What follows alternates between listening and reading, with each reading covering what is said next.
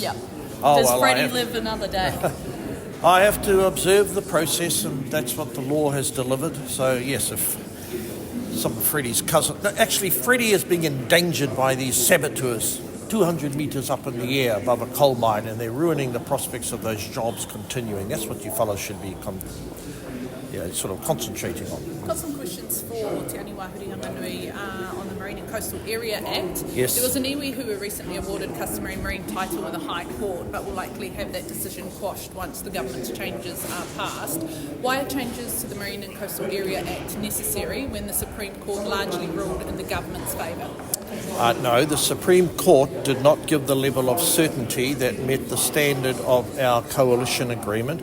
All Winston Peters and Mr Goldsmith and other ministers are doing is restoring the Act back to what was negotiated by the Māori Party and the John Key government. Some groups who have recently been awarded customary marine title will have those decisions overturned and be forced back to court. Have you wasted their time? No, I would encourage them all to come to the Select Committee. This is a complicated area, but it's really important that we don't feed this litigious spirit that's blocking development, and it's blighting, in my view, race relations in New Zealand. Do you sympathise with them, though? Pardon? Do you sympathise? Yeah, so I think that they should bring it to the Select Committee, their kaupapa. And, from time to time, things improve after they've been through a Select Committee process, but let's see what is the actual nature of their concerns. Chris Finlayson, who negotiated that agreement with the Māori Party back in 2008, was it, or 11? Yeah. He says that the bill is what it was intended, that your government's changes or proposed changes are changing the intent of that agreement.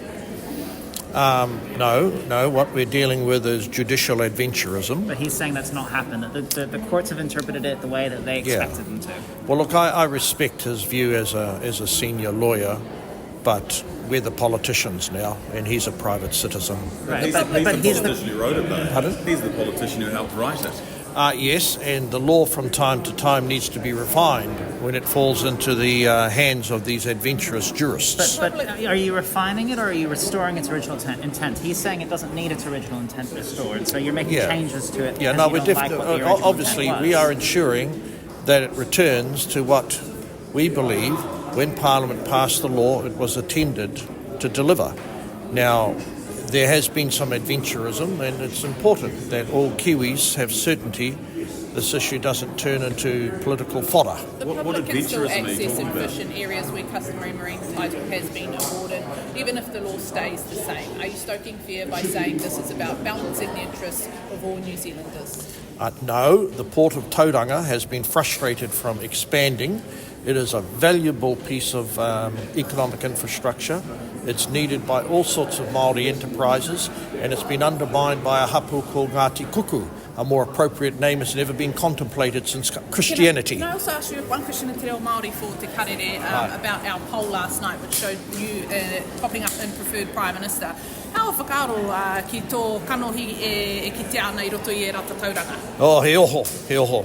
O tira me taku mōhio ka whakaputungia te kanohi o mea, o tā tātou kōtiro roto I te whare pāremata mo te wai haka ia, pērā rawa te nana mai o etahi o tātou, kei tō tātou motu kia tua ia hei premier. He tohu tērā kei te rata atu e tahi ki a koe?